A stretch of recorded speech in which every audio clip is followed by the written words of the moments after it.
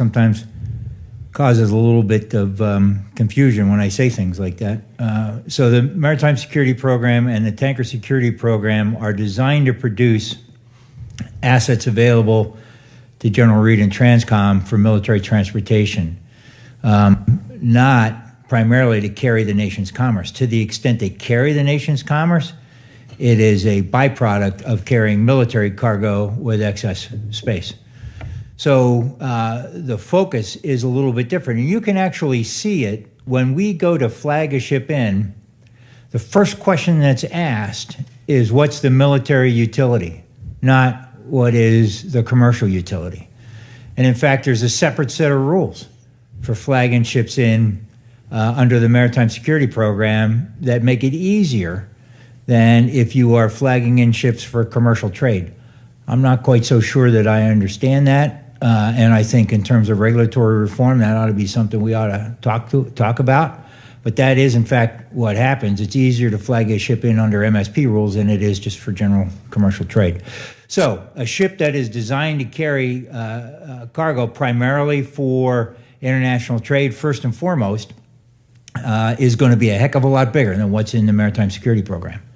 To be militarily useful, they're also, by international standards, relatively small. Hence, logistics in the Indo-Pacific theater with increasing demands of distributed maritime operations. How is Transcom addressing the vulnerabilities in the bulk fuel delivery and the storage infrastructure in Indo-PACOM theater? Thank you. Since we've taken on this responsibility, we've had the authority and the analysis to actually change the way the department looks at fuel. One of the largest tools we have now is a bulk fuel feasibility assessment, and it is something that I'd be happy to come back to you in a separate setting, step you through that. In conjunction with the geographic combatant commanders, we take a look at their requirements, we take a look at the situations they might face, and then that informs us on the way forward. Some of the things that we've discovered in that is we absolutely need to find a way to invest in a mixed fleet for fuel to include smaller sized vessels with a shallow draft. Okay, and I call this hearing to order. Good afternoon. Before we start, I'd like to take a moment and remember all the casualties from Operation Epic Fury, to include the 6 fallen airmen from last week's tragic crash of Zeus 95. Our thoughts go out with the family members. We mourn each of them. The KC-135 community is a large one, and this loss has reverberated across that family. Today is good to be back with our Readiness colleagues for another joint hearing. Our topic is the posture and readiness for our mobility enterprise. Thank you to my good friend and C-Power Ranking Member Joe Courtney, as well as Readiness Chairman Jack Bergman and Ranking Member John Garamendi, for their collaboration on this critical, often overlooked topic. And I'm just going to take a few moments, just a moment of silence for those fallen comrades, those 6 and the other 7 that we know of now, and any others that are in harm's way.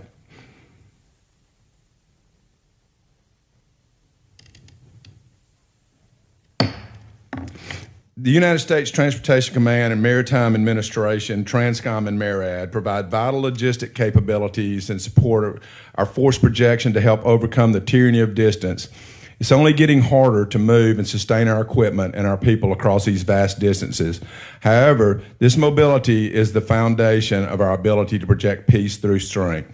This challenge will require both organic and commercial logistics capability. Within the C-Power jurisdiction, the subcommittee continues our strong support for the Tanker Security Program as well as the Maritime Security Program.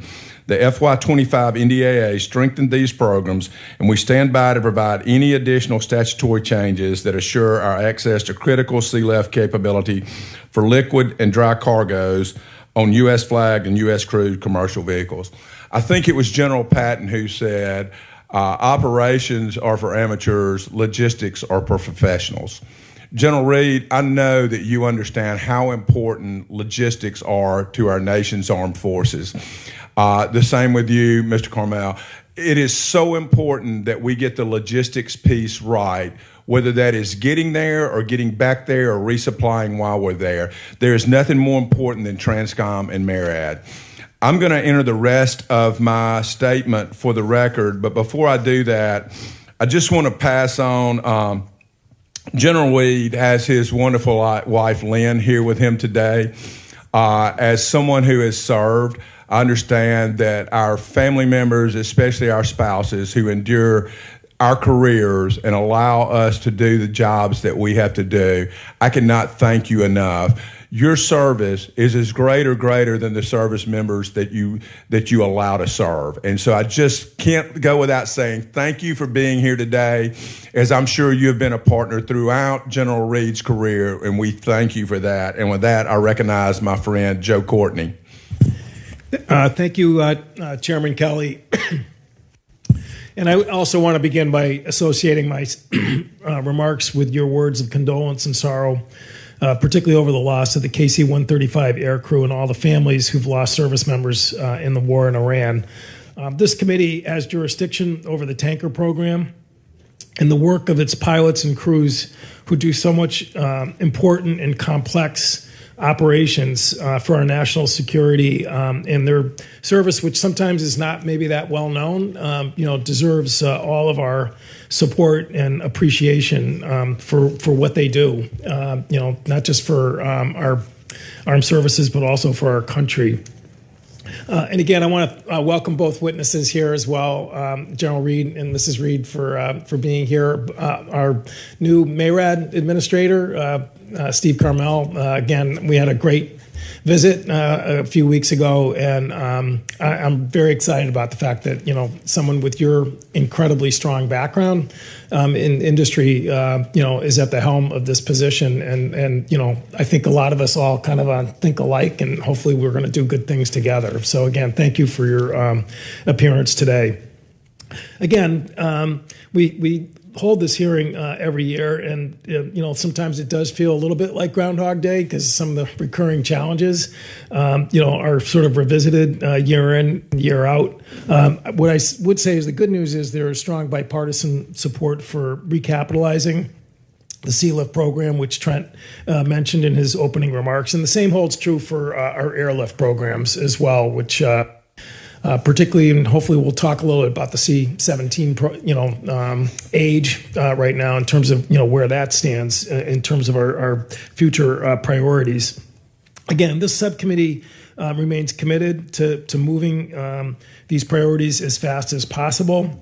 Again, I would just for the record note that in the FY17 National Defense Authorization Act, we were the first to mandate the use of vessel contract manager models for ship construction, and we're seeing great success with the Merchant Marine training ship recapitalization program, and we have legislated over the last 2 years extending those authorities to the National Defense Reserve Fleet, and also for landing ship mediums, which the Secretary of the Navy just announced a couple weeks ago that they are actually going to move forward again using the VCM model, which really I think shows great promise in terms of speed and affordability in terms of ship construction.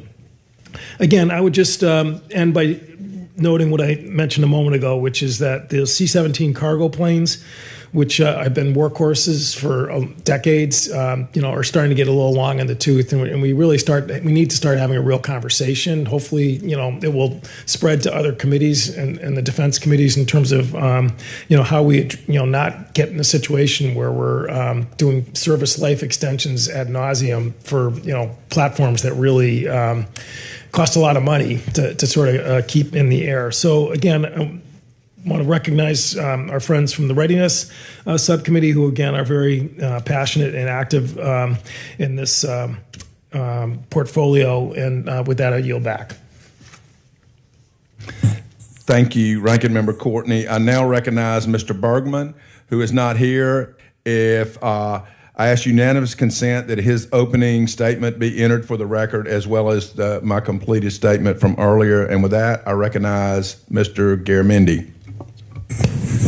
I thank you, Mr. Chairman.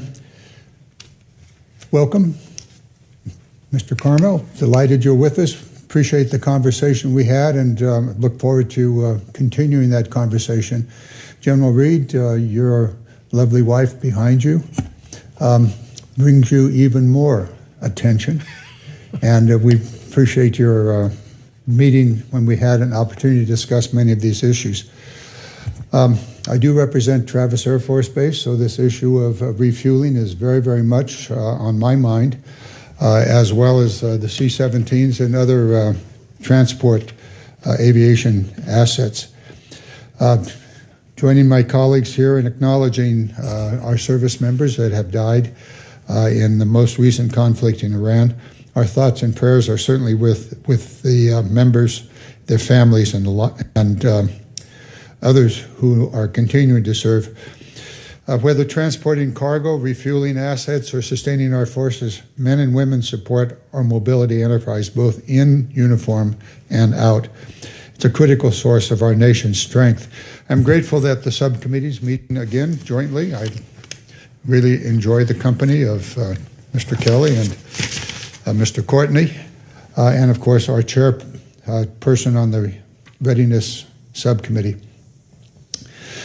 Unfortunately, I think you used the word Groundhog Day. It seems as though we keep going back over the same turf. And do we make progress along the way? I think the answer is yes, we do. We have a better understanding of the issues. The solutions are out there. The C-17, as just mentioned by my colleague, Mr. Courtney, is but one example. The KC-135 is even older, Joe. And unfortunately, the accident that did occur and the related deaths came from one of the airframes came from Beale Air Force Base. That was the airframe that survived that incident. So where do we go from here?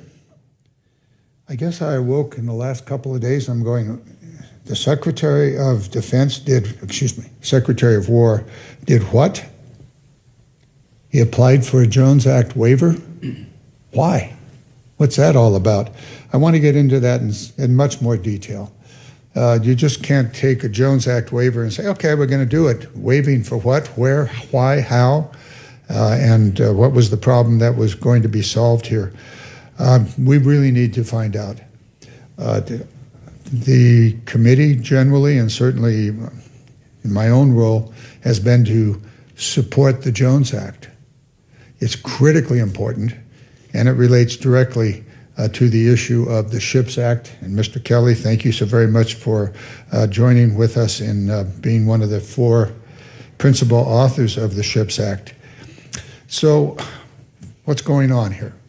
I don't know if you have the answers, General Reed or Mr. Carmel, but if you do, please share with us why is there a waiver of the Jones Act?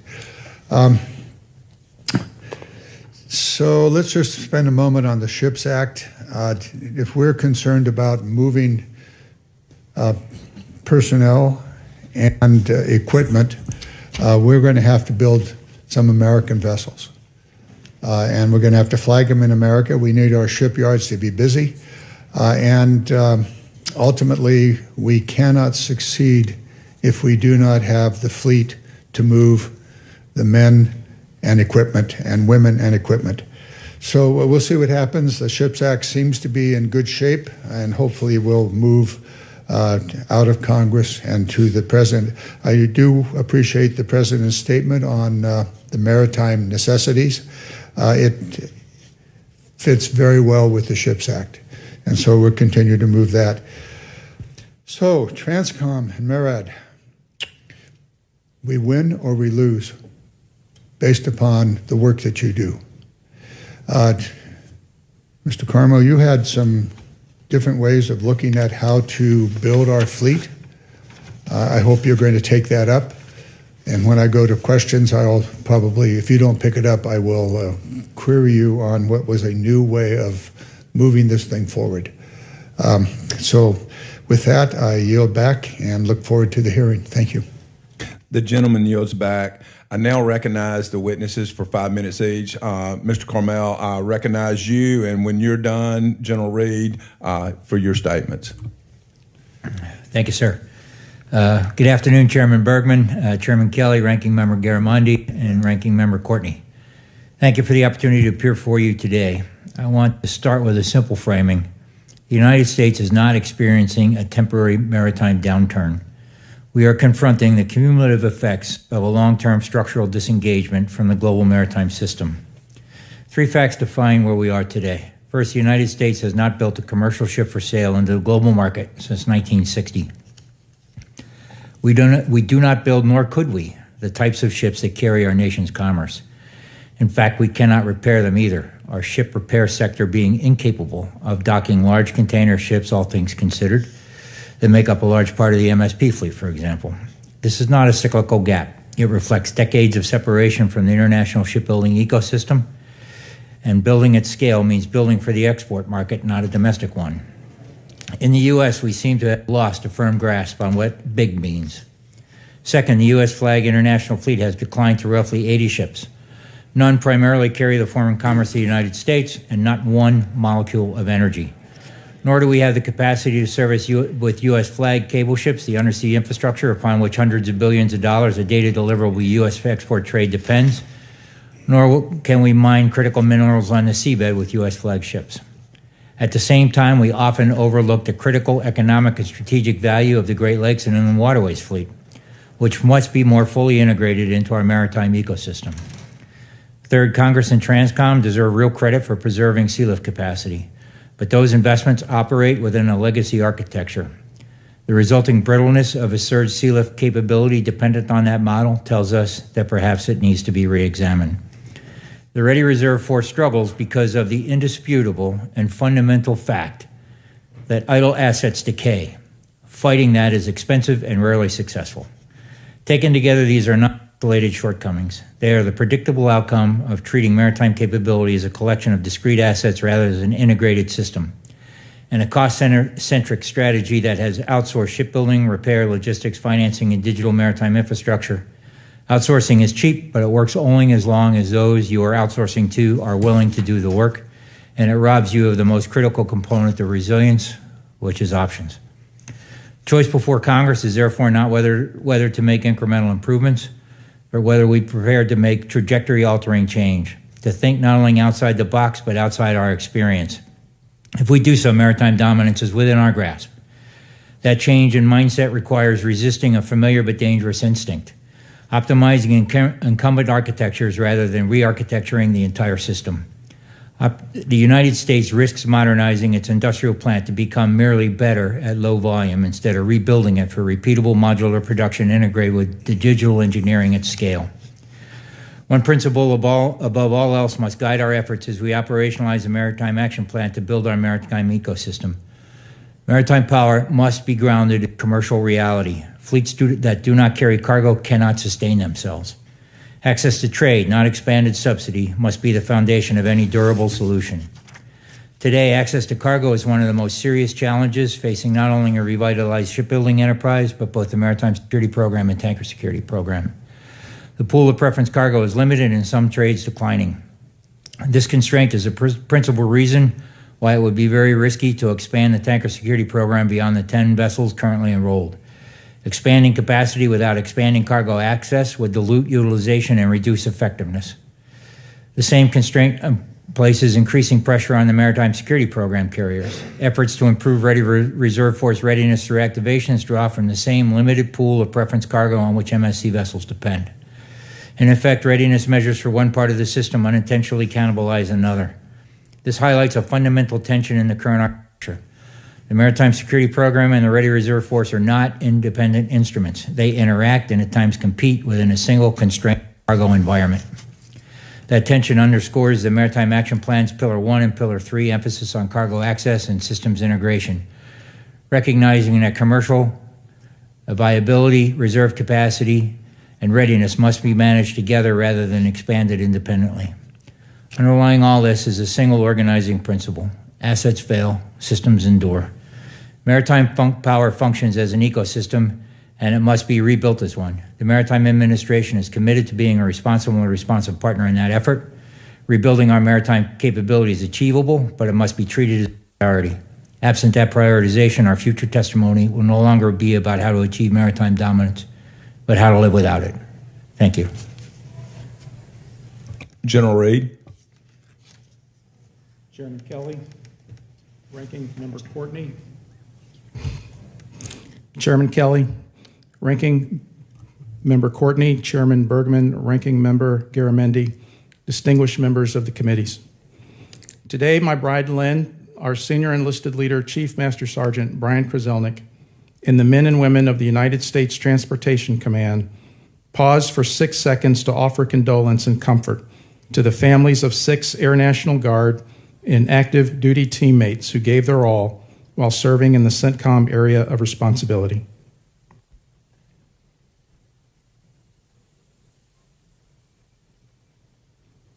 As thousands more continue projecting, maneuvering, and sustaining the joint force globally via airways, highways, sea lanes, rail lines, pipelines, ports, and cyberspace, our resolve is unbreakable. We are ready, united, and decisive, and together with your support, we will become ever more ready so that we will always deliver. Thank you for the opportunity to represent U.S. Transcom and the opportunity to answer your questions.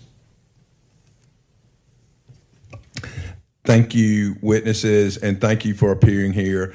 I'll start with questions myself.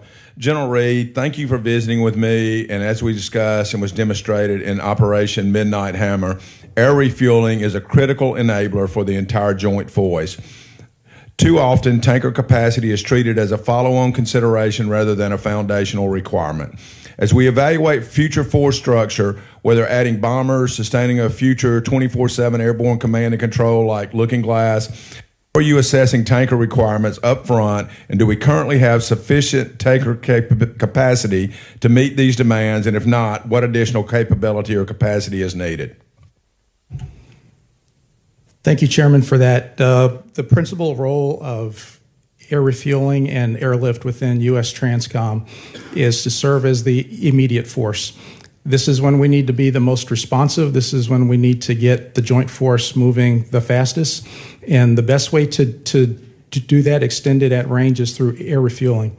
Currently, the air refueling fleet is the most stressed fleet that we have, but it is the one that I use the most to actually set the conditions to get the joint force on the move. Midnight Hammer showed just how much it actually takes to move the joint force at speed, and we continue to see that each time we engage in operation. As we go forward, the largest challenge and the largest concern that I have is the survivability of the fleet. The adversaries continue to advance in their ability to see us and to affect us.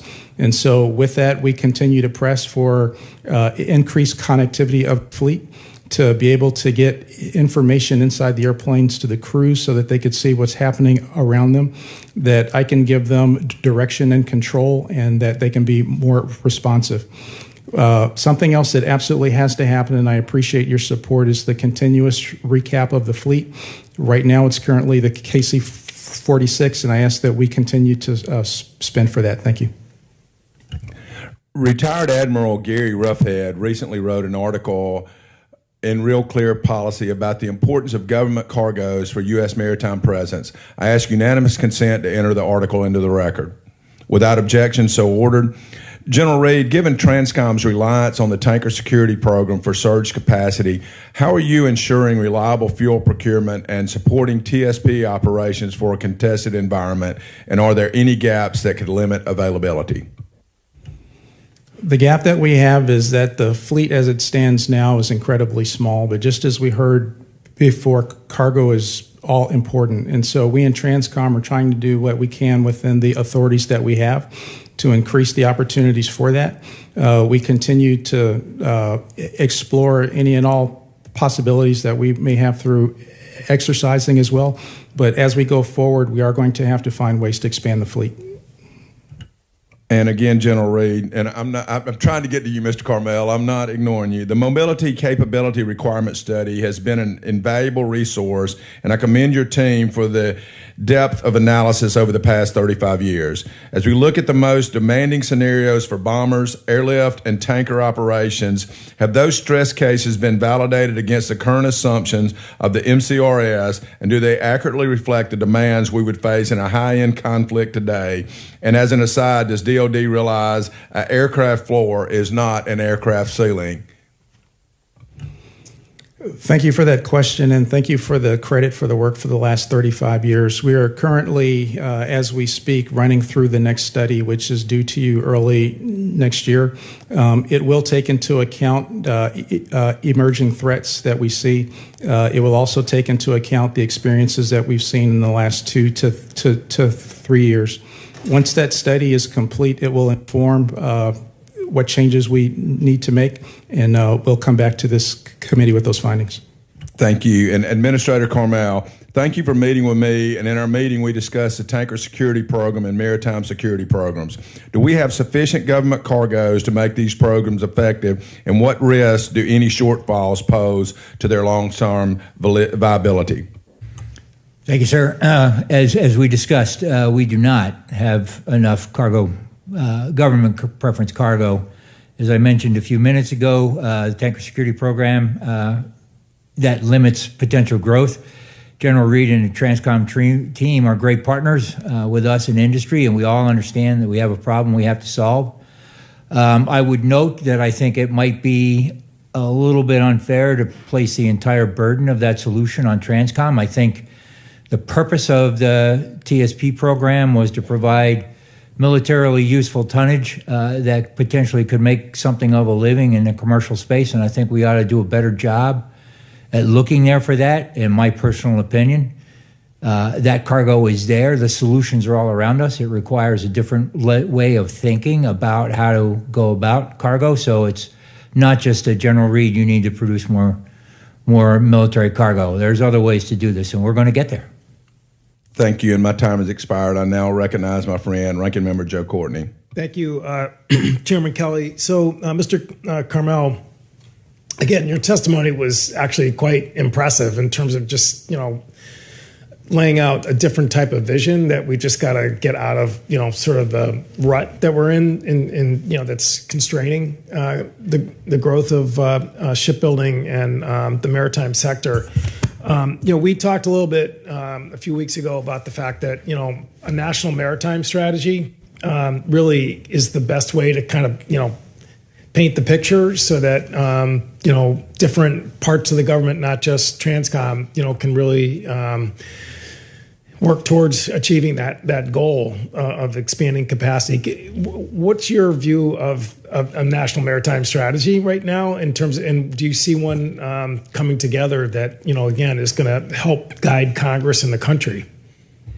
Thank you for that question, sir. And actually, I do. I feel highly encouraged. A national maritime strategy is an all-of-government approach. The DoD should not be primarily responsible for maintaining the U.S. flag merchant marine. The merchant marine is here for two reasons. First, to carry our nation's commerce, and second, to carry the nation to war when we need to. Full stop. That's what we're here for. And we need to focus more on the first part. I had a great conversation with Commissioner DeBella yesterday from the Federal Maritime Commission. I think there's awesome opportunity there for us to work with the FMC to develop a more viable base of commercial cargo. We've had great conversations with the Department of Commerce, again, on finding commercial cargo that can help sustain our fleet, and the folks at OMB, National Security Council. So all of those people working together, I think we are coalescing to a common view that we are not going to succeed unless we get a grip on carrying our nation's commerce. That's what we're here for. And if we can do that, the second part of carrying us to war works well. So I'm very optimistic that we are going to get there. Good, because I know, this idea of a national maritime strategy is something that your predecessors, who've been very sincere and committed, are also focused on. Do you sort of envision this sort of coming together, like in the next year, 2 years? Is that because it involves all of government, really, as you were just describing? Yes, sir. I do envision it. In fact, I'm driving for it. If I accomplish anything before I leave here, there's a lot of things I want to accomplish before I leave here, but that is one. The one thing I absolutely do not want it to be is a PowerPoint presentation no one reads. Right. We are going to produce a maritime strategy that gives us a maritime industry that works, and we don't have to come back to this 10 years from now and do it all over again. You mentioned it yourself. We got to stop this starting and stopping and over and stuff like that. We're going to do that. If you look back in history, there was a national maritime strategy that was developed in the 1930s, and actually it provided, I think, the infrastructure for, a nation, that entered a world war. So I think, again, I think you'll have strong support on this subcommittee in terms of helping in any way possible to achieve that goal. General, again, I mentioned the C-17 situation, which, we spent a lot of time on tankers over the years, and we still should, as John points out. But maybe, again, if you could spend a minute just talking about, where you see the C-17 fleet and, what the prospects are for really starting to look at recapitalizing, that important part of, your portfolio. Thank you. C-17 is a fantastic platform, and it's been around for quite some time. I remember as a lieutenant standing on the ramp at McCord, watching this new plane actually arrive. Since then, we continued to build it for a while, but we've used it an awful lot in 30 some odd years. Right now, the average age of the fleet is about 22 years. My concern is the length of time that it actually takes to design and field a new platform. And so with that being said, the time is now to get started on what comes next. Actually, you're a pretty young guy, so I think using your own experience. But no, I think your point is extremely well taken, and I think that it's something, again, our subcommittee should be looking at in terms of creating authorities to move an enterprise like that forward. With that, I'll yield back. Thank you, Mr. Courtney. We actually had that discussion in my office yesterday. So I now recognize the gentlelady from the Commonwealth of Virginia, who is such a great member of this committee, Ms. Kiggins. Thank you very much, Mr. Chair, and thank you to our two witnesses for being here today. It's great to see both of you again. I appreciate the work you're doing, especially to be loud and staunch advocates for shipbuilding and ship repair. We're doing a lot down in Hampton Roads, where I have the privilege of representing, so it's a team effort, and I look forward to continuing that mission that you're on. But wanted to talk a little bit about connectivity. I know that when we've had debriefs from battle group commanders that have come back from extended deployments, especially most recently to the Red Sea, we had the opportunity to meet with the USS Ford and Eisenhower's commanding officers, and for them to listen to the importance of Starlink and connectivity and what that meant for just receiving messages from home on the personal side, but then on also the warfighting side and what that looked like. So General Reed, if you could talk to us a little bit about what that communication piece looks like, that connectivity, how you are and what resources you're utilizing and what you might need more of to make sure that those lines of communications and that connectivity is where it needs to be. Thank you for that. The current challenge that we have is, for the most part, the line of communication that we have is from site to site. What we need is the means to be able to communicate when we're so far apart that we can no longer see each other. Beyond line of sight is really key for us. There are a number of things that are available for us to be able to get that done. Thankfully, the Air Force is investing in that for us, but there's a lot of work to be done for that. The main reason why we need that is to be survivable in the battle space. The crews not only need to be able to have the equipment, but I need to have a way to give them the direction that they need. They need to be able to join the rest of the joint force that's there. They need to know what's going on around them so that they can survive. The added potential to this also is when we engage in the movement of the wounded, and being able to have crews on board that can connect to the physician on the other side to be able to have continuous care and be aware of what's wrong with them is key. And once we get that done, I think we'll see that we can save actually more lives in the future. And do you have any specific requests or ways that Congress can be helpful in accomplishing that goal? For the funding streams that we have currently, I just simply ask that we continue those. There cannot be a break in that. Thank you. Okay, great. We can work on that for sure.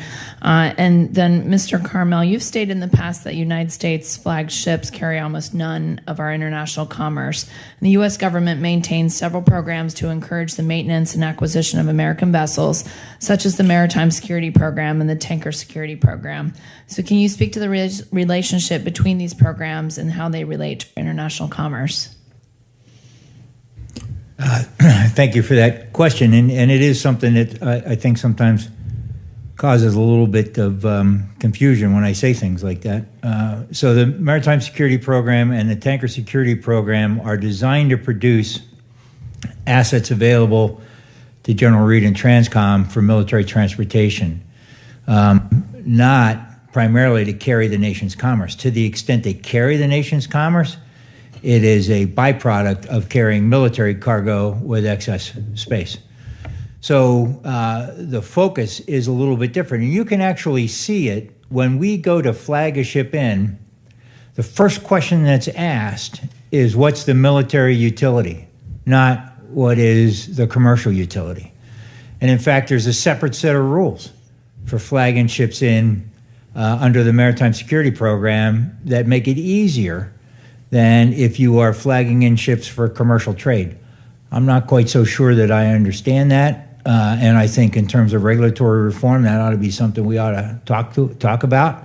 But that is, in fact, what happens. It's easier to flag a ship in under MSP rules than it is just for general commercial trade. So a ship that is designed to carry cargo primarily for international trade, first and foremost, is going to be a heck of a lot bigger than what's in the Maritime Security Program.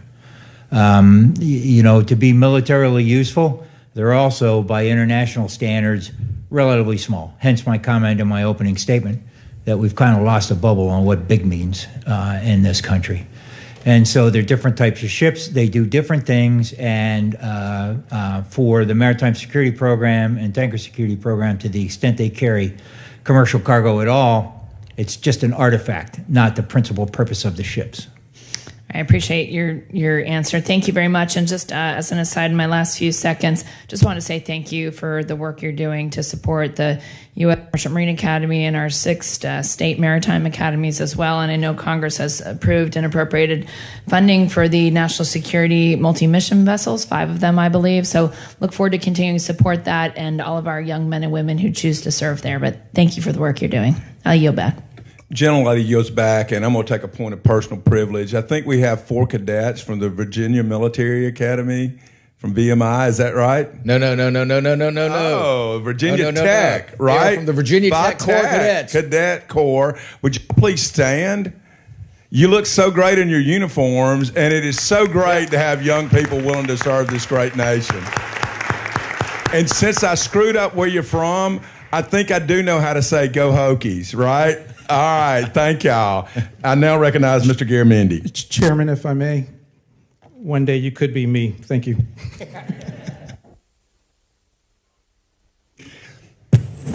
Thank you, Mr. Chairman. Let's get down to the one part of the national maritime strategy that does exist, that does create opportunities for shipbuilding and for mariners, and that's the Jones Act. Recently, there was a request by the Secretary of Defense to waive the Jones Act. And so, General Reed, needless to say, I'm rather concerned about this waiver. The Jones Act does provide the opportunity for some ships to be built militarily useful or altered in some way to be militarily useful. But this waiver came out of the blue, as near as I can find. Were you part of the decision made to this waiver? Were you consulted? Chairman, I was not consulted, but I will tell you that the letter, as I understand, that went to the committees came from acquisition and sustainment. That's actually the level that has the authority for that. If for some reason within my authorities I needed excess help, that is not the lever that's available to me, but I have some additional ways that I could get additional help, but that one does not reside with me. So the mobility enterprise is far more than just the maritime industry. It's also the robust ground, and we've discussed the air assets here over the last few moments. Was there any indication to you or any information to you that those resources were insufficient to meet the needs for example, the fertilizer industry and the other products that are referenced in the notification? Chairman, I would have to defer to those who focus on economic viability. Mine is not in that realm. Thank you. Mr. Carmel, were you consulted in this declaration prior to the waiver request? Sir, this is a 501A waiver. The Department of War has the authority to issue that without consulting MARAD, and that's the way it was done. So no, sir, I wasn't. And similarly, are you aware of any insufficient qualified vessels that would be covered under this waiver? If I understand your question correctly, I wasn't part of the economic analysis, and so I have to defer to the people that did it. Okay. Needless to say, the waiver creates a huge opportunity for loss in our maritime industry. If that waiver moves forward, and you've already discussed the role of the military as providing cargo, and when this waiver brings that right into our home ports. So it's possible that we're going to have foreign ships up and down the Mississippi River, possibly, or some other areas of the United States. I want to move on to a solution that we have proposed. Mr. Kelly and I and others are moving what we call the SHIPS Act. In the SHIPS Act, there are issues that are similar to those discussed here. The cargo issue, for example, a percentage of the oil and natural gas that is exported from the United States would be required to be on American-built ships.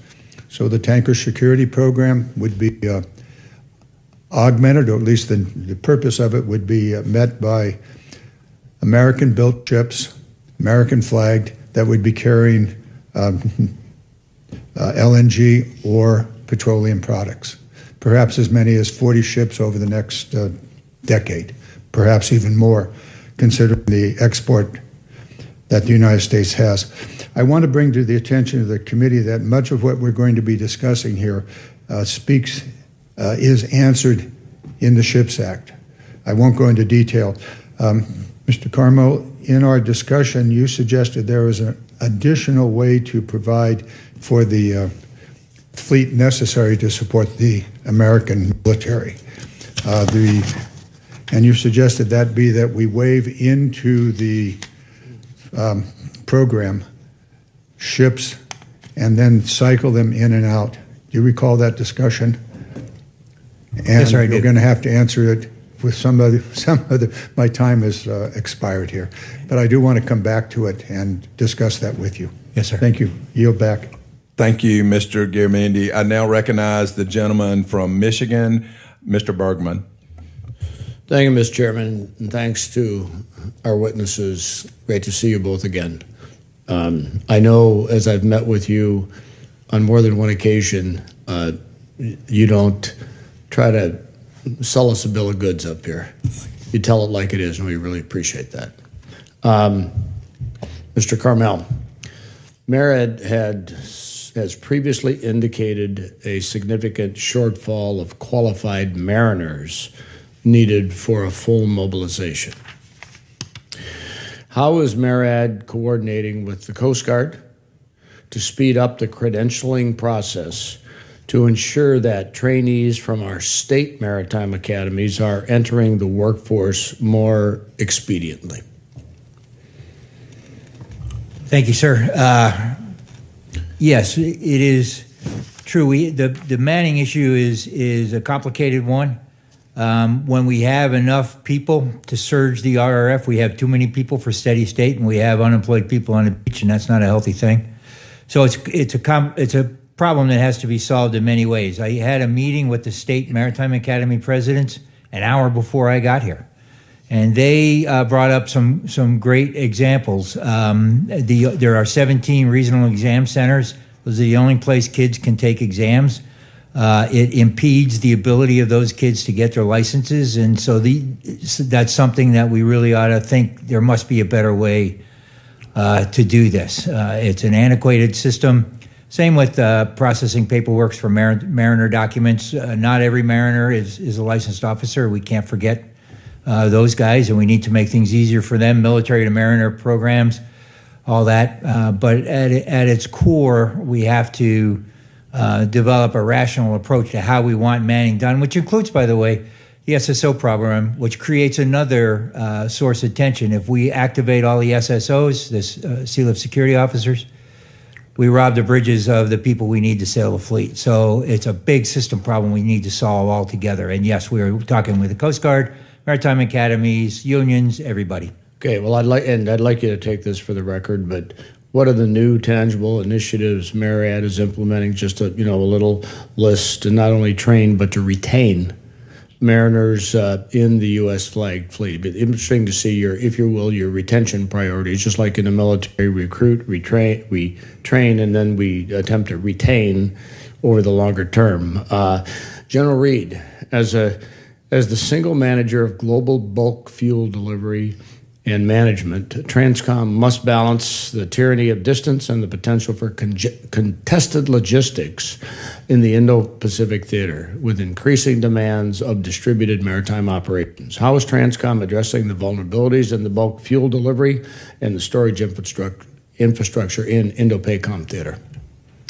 Thank you. Since we've taken on this responsibility, we've had the authority and the analysis to actually change the way the department looks at fuel.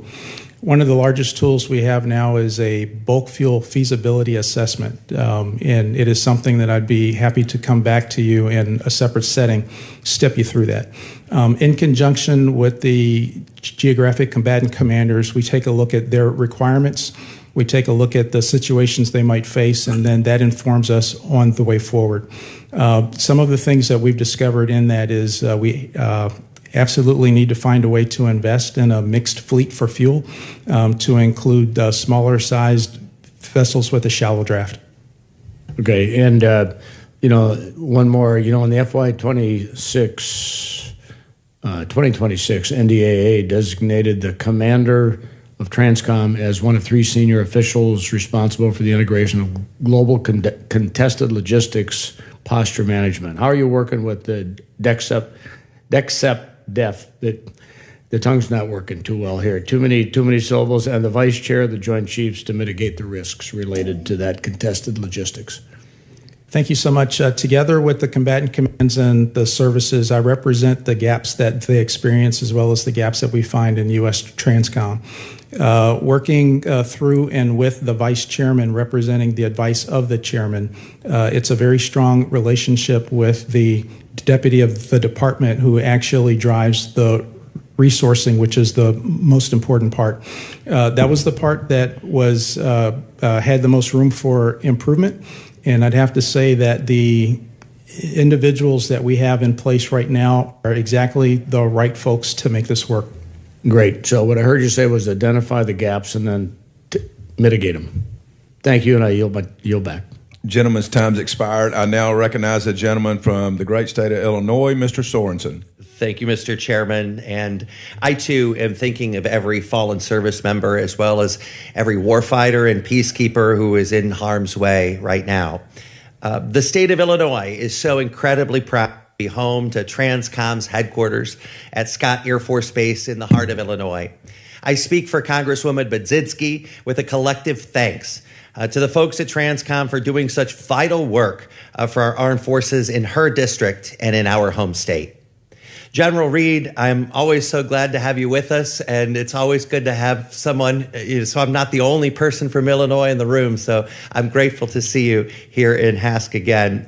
When we're in times of war or conflict, Transcom can activate U.S. flagships for military use. This is critical during times of crises, as Ranking Member Courtney alluded to. Mr. Carmel, thank you so much for your testimony and for sharing your experience with the subcommittee today. And I'll begin with you because you might be one of the foremost experts that we have to answer this question. If this subcommittee could wave a wand, what should be done today? What could be done today to bolster our capacity for maritime transport? It's a single word, and I use it every time I'm asked that question. Cargo. We absolutely have to have programs structured such that we can participate in a reasonable part of our nation's commerce. And if we answer that, if we solve that, everything else falls in place. Shipbuilding, we're not going to have a shipbuilding enterprise unless we have cargo.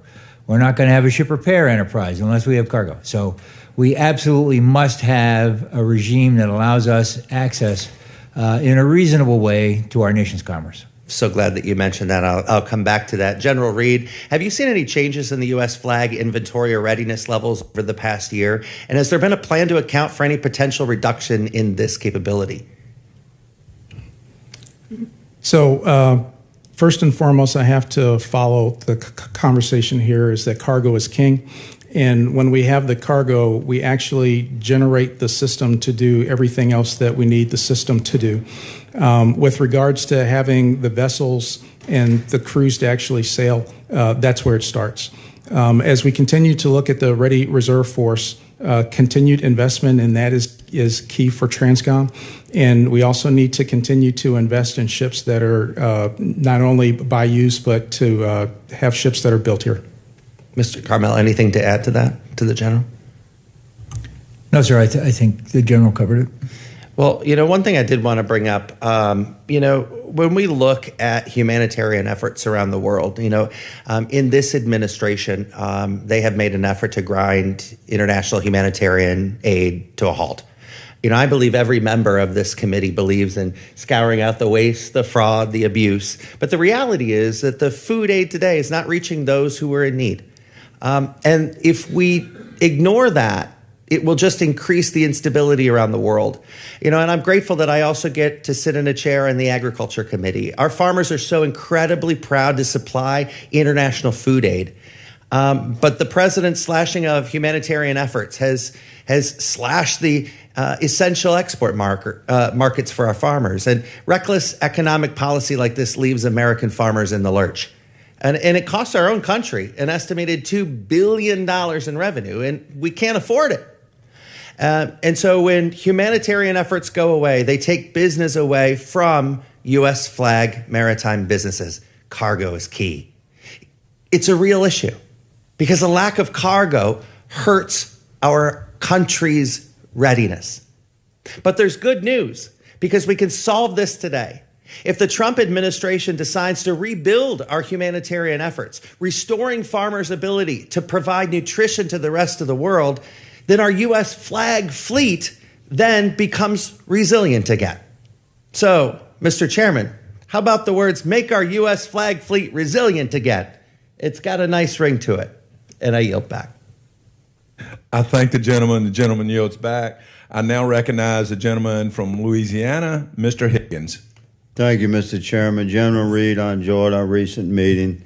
Thank you very much for your service to our country. We find ourselves in agreement on what we envision that we can do working together in service for our country. And you made it clear that Sea Lift and Ready Reserve Force programs remain the foundation of our abilities to project combat power. We currently have a lot of work to do with an aging fleet. And let me ask you, is it your consensus that aging vessels and the pace at which they're replaced should be concerning to everyone here? I am concerned with the rate at which we need to retire the vessels versus the rate with which we can replace them. So do you believe Transcom could benefit from the integration of small and medium-sized United States shipyards that are agile and ready to meet immediate sea lift and logistics support in a manner that your large legacy shipyards cannot perform? Do you believe in order to rapidly expand maritime capacity that we should embrace a culture that puts small and medium shipyards to work? Anything that this country can do to build ships in order to build the trade and build the industrial base is key. There is a need for a mixed-size fleet, and as we continue our mobility requirements capability study that's due next year, I think that will inform just what size that should be. Yes, sir, I agree. Mr. Carmel, you presented a fascinating testimony. You're a very knowledgeable man who clearly with an impressive background in your field. You quickly identified, when my colleague asked you what was the primary issue, identified cargo. Would you please describe the solution? Thank you, sir. And there are several avenues. One, of course, is the government impelled cargo, and that is both military and XM Bank and other various programs. And those cargoes remain critical and foundational to our program for the time being, simply because that's what we have and it's what's keeping us alive. And so it's important to stabilize and boost those programs. But in order to achieve the long-term growth trajectory that we need to be able to get to the nation's commerce. That's what we are here to carry. And so there are a number of ways we can do that. If we were considered as part of trade deals, and the Maritime Action Plan actually mentions things like this. Part of trade deals where reciprocal sharing of cargo is part of the trade deal, or other access to maritime commerce, or various incentives or disincentives to using U.S. flag and non-U.S. flag ships. So it's a mixed solution. It's not one magic bullet. It's a whole bunch of bullets working in concert. But at the fundamental core, we have to be able to carry some reasonable portion of our own commerce, both export and import, I would note. I know the Congressman mentioned exporting oil on U.S. flag ships. I would mention we have a vigorous two-way trade in oil, and we import an awful lot of oil, too, that we ought to consider. That's a fascinating assessment, and there's a lot of moving parts there. Yes, sir.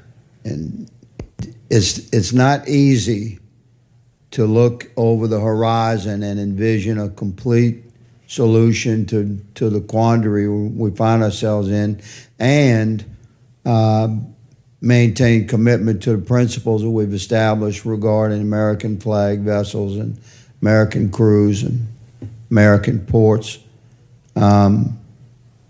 The efforts that we put forth here, and I thank both chairmen for holding this hearing. I have several questions to submit to each of you in writing, because there's some topics we need to discuss that are not necessarily comfortable, but seeking solutions. So I thank you each for being here. My time has expired, Mr. Chairman. I yield. I now recognize the gentleman from the Commonwealth of Virginia, and also a former chair of this subcommittee, and I now recognize Mr. Whitman. Well, Chairman Kelly, thank you, and I want to again recognize our Corps of Cadets members here from Virginia Tech. Go Hokies. Appreciate what you all do. I remember very fondly my days there on the Upper Quad as a member of the Virginia Tech Corps of Cadets, Bravo Company, 1st Battalion, Ut Prosum. And for those that don't know, that's Latin for that I may serve. So hats off to you, ladies and gentlemen, for what you do. We're very blessed to have these Corps of Cadets members here with us today. As you can tell from their insignia on their collars, they're from across the spectrum at Virginia Tech now. There's Navy ROTC, Air Force ROTC, Army ROTC, and Leadership Track Studies. So everybody there is going to come out of the Corps of Cadets as this nation's future leaders. So, ladies and gentlemen, thanks so much for your leadership. Thanks for joining us today, and you get to see how the sausage gets made up here. So we appreciate that. Well, Mr. Chairman, I want to thank our witnesses for joining us today. And General Reed, I'll begin with you. We know, 90% of our equipment and supplies move by sea during times of conflict. we know that in order for that to happen, we have to have vessels. We need merchant mariners in order to make that happen. And as we've heard from both you and Administrator Carmel, we don't have that. And the question has been enduring. How do we get back there? I know Mr. Courtney and I have been talking about this, as well as Chairman Kelly, for too long, way too long. But it's about making things happen. Chairman Kelly, thank you for the Ships for America Act. That really is what leadership is about. So the challenge is how do we get pieces of legislation like that going forward? How do we get those things in place? How do we make sure we enable you, both of you, to do the job that you need to do? You all have identified to us not only the problem, but what are some of the solutions? You know, I want to understand, too, the world of reality. General Reed, if there was a conflict that broke out today in the Indo-Pacific, would TRANSCOM have the capability to pursue and sustain logistical support in that theater of operations? The first thing we would do would be to put together the entire fleet. I would ask to get every guardsman and reservist that we require, which is clearly 2/3 of my force, and put them in the air, put them on the seas. For the Ready Reserve Force, I would generate every ship that we have, and I would do whatever it takes to make sure that it gets going on its way. The Ready Reserve Force is what we use for that initial surge. The rest of the sustainment actually comes from the commercial fleet. And thanks to Captain Carmel, he's going to ensure that I have everything that I need for that piece. For the sea lift, when it comes to the humans to actually crew the ships, we do feel that we have the force that we need for the initial surge. The challenge will be during a prolonged conflict and the sustainment. General Reed, thank you. Administrator Carmel, you talked about the MSP, you talked about the importance of cargo, you talked about the importance of merchant mariners, you talked about the Maritime Action Plan, all the pieces that are there, some of the suggestions about how do we get more cargo to be carried under the MSP program in order to sustain that, to create that demand signal. That in turn gets us the ability to do more in building more ships and training more merchant mariners. Let me ask this. You outlined some of those places where we can go, looking at trade deals to enhance the opportunities for cargo.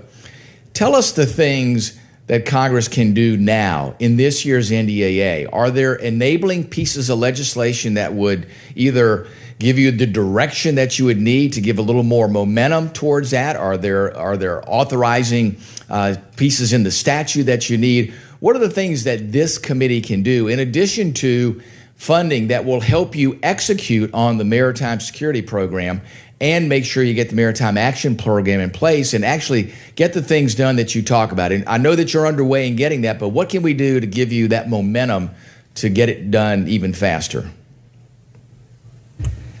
Thank you, sir. There are, I think, a couple of things. The NDAA, I don't know that we can deal with commercial solutions there, but to the extent that we can, direct things like some percentage of cargo to be considered as part of trade deals, that I think is a big one. We're not going to get here without that. Okay. There are sourcing decisions, and I know we're having a conversation with TRANSCOM about is there a better way to sustain the military logistics, and particularly petroleum. But again, I caution that I don't think we can rebuild our fleet on the backs of the military and the American taxpayer. We need to do it on commercial cargo. So really, that I think is what it all boils down to is just the demanding or the expectation that we will not be, ignored might be a strong word, but I'll use it anyway, probably be in trouble for it, but ignored in conversations about our relations with our partners. Well, Administrator Carmel, that's the kind of directness and frankness that we need in order to get things done. Mr. Chairman, thank you again. I yield back. I thank you. And I just want to notate, we have put together a hearing with Transportation and Infrastructure that is coming April 22nd. That's part of the solution. There are many more jurisdictions involved, but we're at least leaning forward and getting some forward inertia in bringing everybody together to solve the problem that we have in the maritime industry. And with that, I recognize the gentleman from Tennessee, Mr. Desjardins. Thank you, Chairman. I know that the chairman has discussed tanker recapitalization as well as some of the other members, but I just wanted to spend a quick minute on that, and then I wanted to talk to you about medical airlift capabilities. First, very pleased as a proud Tennessean that McGee Tyson Air National Guard Base in Knoxville was chosen to host the KC-46A Next Gen Pegasus. Do you believe that there has been concurrent and proportional recapitalization of the active duty, guard, and reserve components of the tanker fleet? First and foremost, I'll tell you that we need to do everything that we can to recap the fleet, period. For the KC-135s that we continue to fly, we appreciate the continued investment and sustainment and spare parts for it. It is a fantastic plane, and it is doing things extremely well.